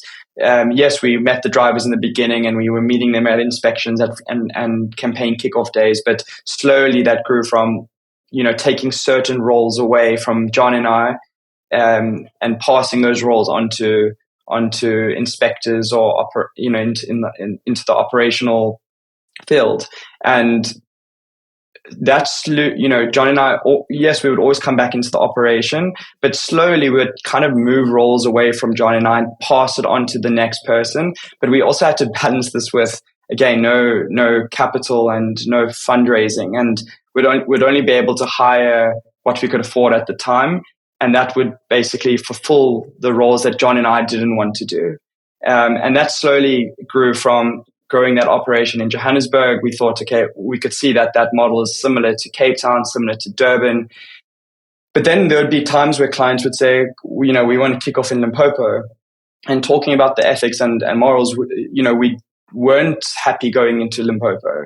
It wasn't we knew that the model is copy and paste around South Africa, but we weren't happy just rolling out a campaign in Limpopo because we had no operation there. So it was always making sure that the operation in each city and each geo was 100% before we actually allowed the campaigns to kick saying off. Yes to what you're capable of delivering on. Absolutely. And coming back to the value is we're not saying we can offer 1,000 bikes to one client. We've never said that. We offer what we're capable of doing. So back in the day, it was 3 bikes at any given time, and now we're offering it's a minimum hundreds. Of 25. The minimum of 25 because we know that's what we're capable of offering. So the journey's been focused on operations, and only now we're starting to bring in like head of operations and director of operations, so that John and I can focus just solely on growth and strategy and different verticals within the business. So, it's been a journey of trying to make sure that the operation is stable at any given time. But over the 4 to 5 years, it's been a journey of, hiring on what we can afford at that given time, dismissals and trying to understand how we work with students and contractors and employees. And John and I have no experience in this. And it's, talking a bit on partners, it's working with, HR consultants and certain, consultancy firms where you can ask them questions and lean on them to help you with that growth journey. So the reason why I had an entire whole smirk there, because it was like you said the phrase, we had no experience in this. And I feel like entrepreneurship is just insert phrase here. We have no experience in this. You name it, it's there. Guys, I'm conscious of time, and I think I do want to give some enough credit to the tech side of things and then the partnerships, right, before we start wrapping this up. So talk to me now about the tech, because Elan, I know you're a wizard with Airtable, right? I know that's stuff that I've seen be built in the back end. You talk to me about WhatsApp integrations. You've got behavioral analytics, which require probably some form of tracking or via phone. I don't know if it's separate tracker as well. There's so much going on. Talk to me now about the tech stack and how you built that out and how that's going to be a core source of your continued scale. Yeah, so it's been hard. It's been really, really hard to build out tech with no investment. So, I've got a bit of experience in this field, and someone we hired was our first developer. It was a university student who kind of figured things out and kind of built the first structure, and we built on from there. And really the tech stack the foundation is the driver. So we've got this driver app on all of the drivers' phones that tracks their movement. We use that for our own internal monitoring and operational needs, but we also take all of that data and we compile it into a report. So at the end of every month, all of our clients get a GPS heat map report, and it tells them for all of their bikes on their campaign, how many kilometers did they all do? How many flyers did they hand out with deliveries? What hours were they operating? It even goes to show what the hotspot areas, so like what shopping centers or where these bikes most often congregated. It shows a heat map, an actual heat map. And by way of measurability and attribution, for out-of-home advertising, this is like industry first. Whether it's bus advertising or billboards or radio, whatever it is, to actually brand something and then show where it's been and to show the client, okay, you paid X amount and here's how much you got for it. It has been huge, and we've been much applauded in the industry. So we're super proud of that. And then from an operational perspective, we've got all sorts of servers. We've got all sorts of inspection forms. We've got all sorts of assurance reports. Clients, if they're paying for 200 bikes on a campaign, we need to send them a PDF with 200 bikes with unique license plates, no tomfoolery or funny business. We do things straight and proper.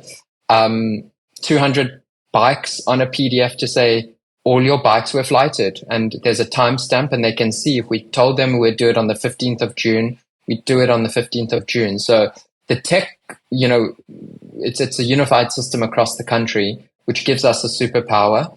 And then lastly, we work with Uber Eats. So when it comes to sourcing drivers for a campaign, that's our operational power and our backing. If we wanted to go for 500 bikes in Limpopo, if there are 500 Uber Eats bikes in Limpopo, we get on a call with Uber Eats, and Cam, segueing into partners here, we've got that, right? We've got the ability to get the top-rated best drivers on the Uber Eats platform, like literally the top-rated guys. They are invited to work with us. They go through a WhatsApp onboarding bot process. They're met with the whole team of ours, of our inspection and our operation team, to onboard the drivers, to put a face to the WhatsApp bot's name, and on they get into a campaign. So, it's a slick and streamlined system now. And just to speak about our team, because Cam, I agree, we haven't given them enough credit. We've got an incredible team. We couldn't run our business without them. And yes, the systems and structures are there, but our team works early mornings, late nights. They have to meet thousands of drivers in a month, and to actually coordinate and meet and keep drivers in line and make sure the product's looking good. This is hard graft, and our team is incredible. Everything from the reporting side of things to the actually keeping bikes on the road, and everything in between. So we're super lucky to have the team that we do, who are equally as passionate and aligned to this value of empowering and supporting delivery drivers. The team wakes up excited every morning to also empower and support drivers. They don't just look at it as a paycheck and, I have to meet 30 drivers today. It's, I'm meeting 30 drivers so that the drivers can get paid and we can keep order in the city and continue to build motion to help more drivers. And we're really, really lucky to have a team and to have cultivated a culture where that's the case. Amazing. Thank you for the segue and the good shout outs. And I think it's just a reinforcement to me that you can't falsify or fake genuine impact and mission and intent.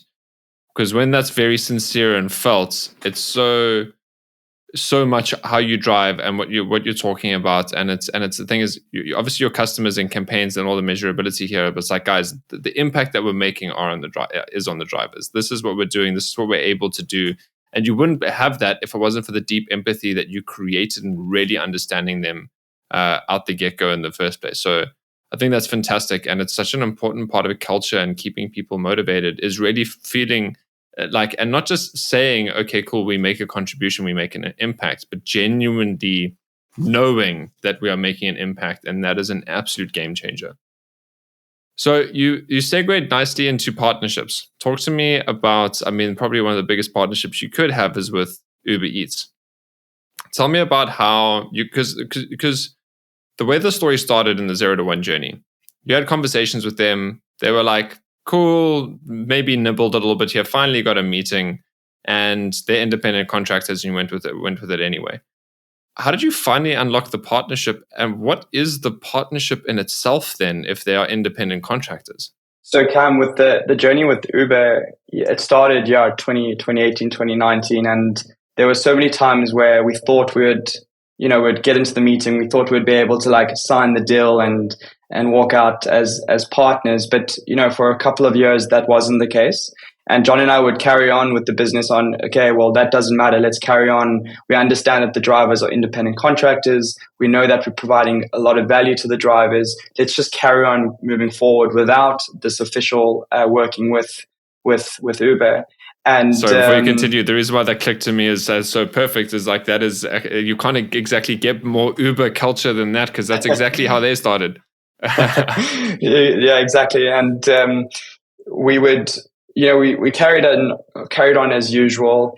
And again, we would still knock on Uber's doors, and we'd have these like monthly meetups with them where they were like kind of interested in what we were doing, but we were so like low on their schedule that, you know, it really didn't mean anything to them.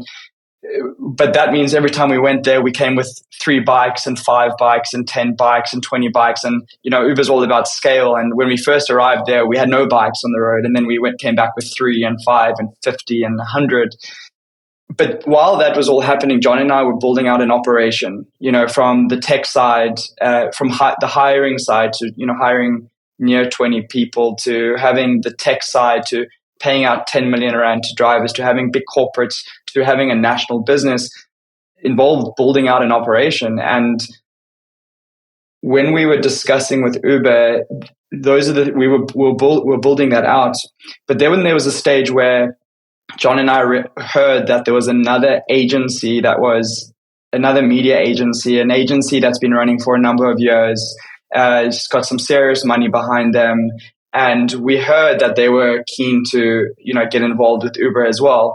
And Uber, you know, we started noticing that Uber was keen to like move with them, just because they're a household name brand. They've got the clients, they've got the scalability, they've got all the things that we don't have, but we have the operation. We don't have all the money and the you know, I guess the clients at the time, and, you know, all the bells and whistles, but we've actually got the operation. We know how to meet hundreds of drivers at any given time of the month, pay them on time, provide reporting to the clients, you know, provide provide boxes to the drivers, get them to pay us on a weekly basis. Where this company, they had none of that in the operation.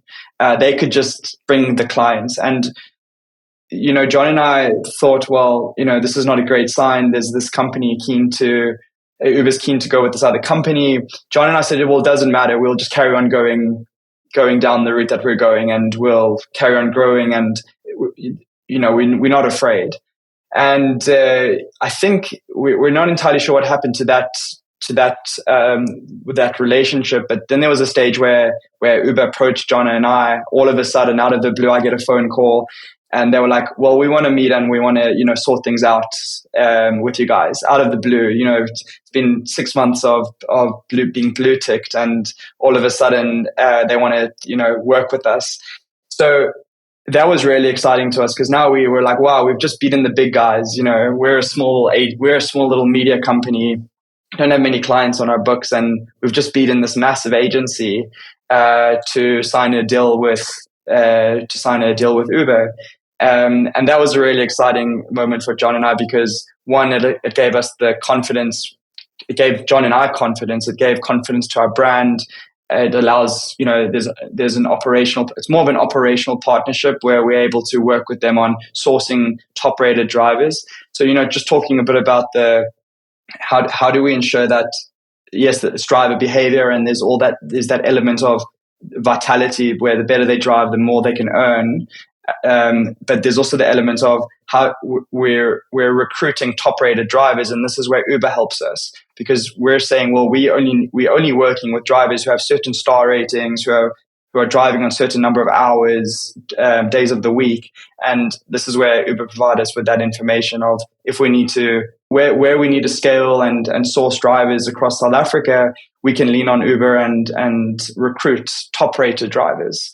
And then those drivers form part of our platform, and they sign up onto the app, and we're able to start the tracking. Yeah, so I can definitely see also the bi-directional value there in terms of the fact that they're able to sort out your supply of good drivers, because whether it's the driver psychology or the governance model or the reliability, it's all already very well predicted by the ratings that you get from these drivers already. Like, it's pretty much like their correlation size there must be quite insane.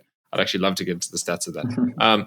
But the other side of it and the other way is that what you're able to now enhance is a competitive advantage and value proposition to their recruitment of their drivers onto Uber Eats compared to any of their competitors, because now you're able to unlock other income opportunities through this preferred relationship, and then incentivize to drive well, because there's a certain limit that if you have certain ratings, then you're going to be able to earn more. And that's not just saying it, that is actual, like, here's the reality. And it's not just the the faith-based waiting for the app to ping. It's like there's other routes to it as well.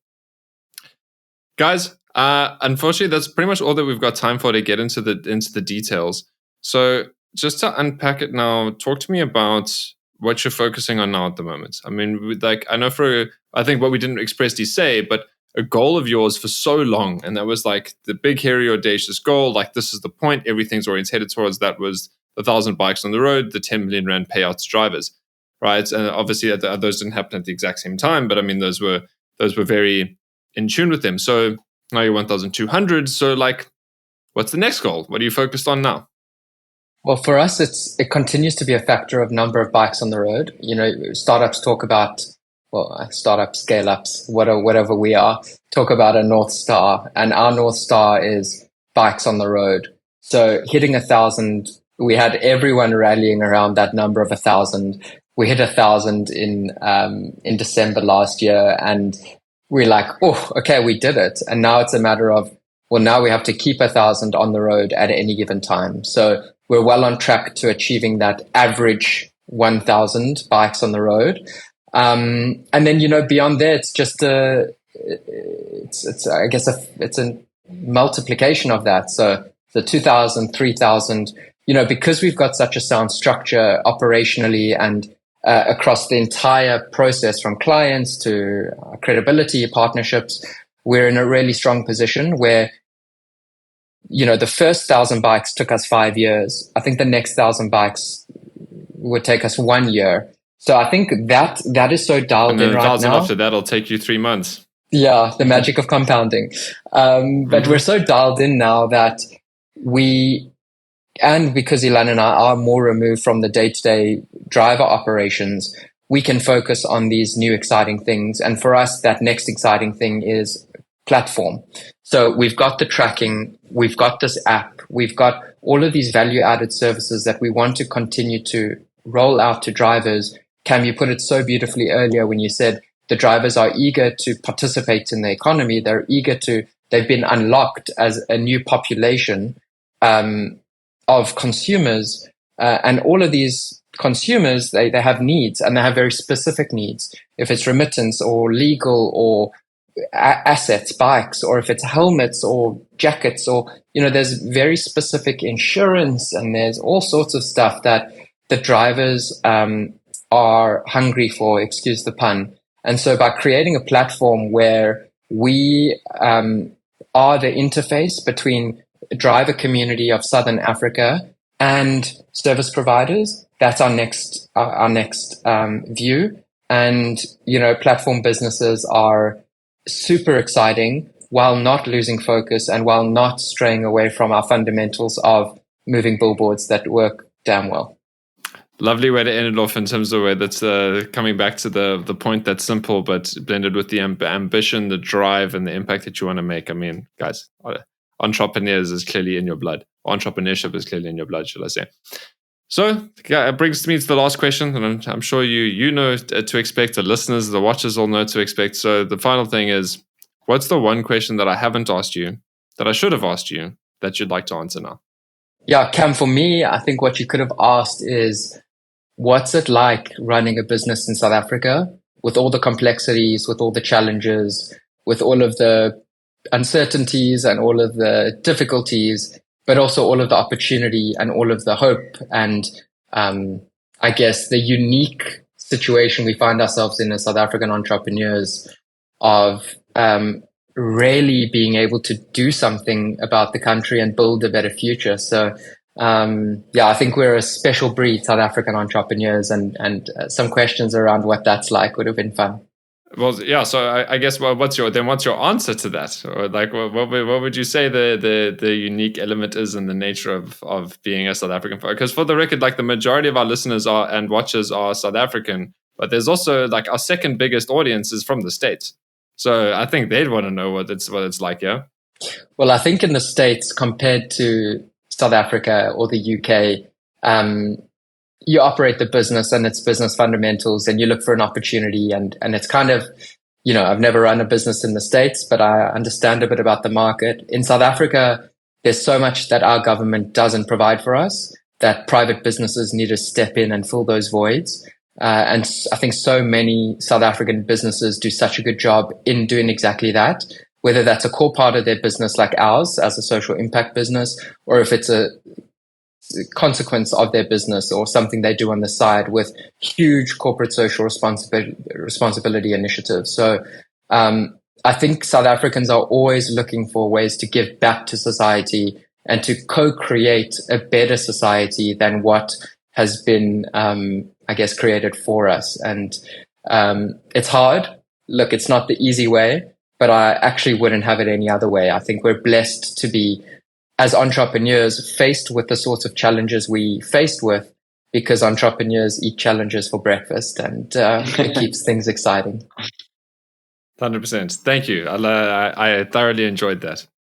Elan, what about you? Great. Yeah. Question number 2. I would say, what's it like running a startup with a founder, with a co-founder? How's that journey? And I think it must be, very difficult to run a business by yourself. But on the other hand, I think John and I are so blessed that we have each other as friends and co-founders, where we provide so much trust between each other. So I think we're lucky in that sense, because I could see that becoming a really dangerous hole in a world where you have co-founders who don't trust each other. So yeah, I think from us, it's been an amazing journey, because there's a lot of trust, and we both can focus on areas that we love, and with the same vision and the same purpose, and we get to share the journey together. A lot of the times, John and I call each other, and we're like, "Wow, we've got a cool business." Sometimes we just WhatsApp each other out of nowhere. I think we've got a cool business, and just to share that experience with someone is really great. I couldn't agree more. And shout out to Brett, who's probably listening to this as well. Couldn't do this without you, mate. Guys, thank you very much for being on the Founder Files. Thank you so much for sharing your story so authentically and honestly throughout. I feel like occasionally I had to spin the story to be like, talk about the positive, guys. You just talk about how hard it was as well. And I get it, but let's do both. But anyway, without over talking the point, thank you for being on the Founder Files. Can't wait to see what more you do for drivers. I can't wait to see how you do this across Africa and into other continents where bike couriers and delivery drivers are the norm. And I think what you're onto is the beginning of something truly amazing, and I can't wait to watch the journey. So thank you. Amazing, Cam. Thanks so much for having us. It's been such fun. Great. Thanks, Cam. Add more value.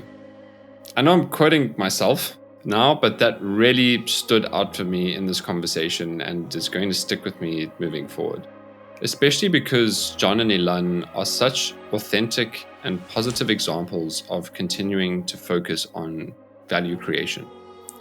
It's one of those simple philosophies that I think is easier said than done, because one can be distracted from it. But the point of focusing on adding more value means that you'll then be able to add more growth. But it doesn't necessarily work the other way around. So I'm going to keep contemplating that one.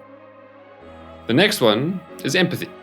And I'm talking true empathy, like really understanding the lives of the people that you want to impact is so critically important for value creation, but it also allows for a truly authentic story that inspires other people. And I know for us at Metavolve, I'm constantly speaking to our clients to understand the results of our strategies, both financially and qualitatively. And I don't think I do a good enough job of sharing this internally, or at least not necessarily why it matters to me so much and why I think this is so important. So also something I'm going to think about and do better at. And the final thing is, money invested into experience is never wasted. I think the examples that John and Elan gave so much throughout the stories about incentivizing drivers, incentivizing behavior, but giving them a good experience throughout and essentially making their lives easier, just paid back in dividends in terms of making their own lives easier and being able to run the business and work with these drivers. So it's just a reminder that I think it requires some effort to really invest in the experience that someone has, but I don't think that effort's ever wasted. And that's it for me. Thank you for sticking with me to the very end. I'm glad you enjoyed another full episode of the Founder Files, and I'll see you at the next one. Cheers.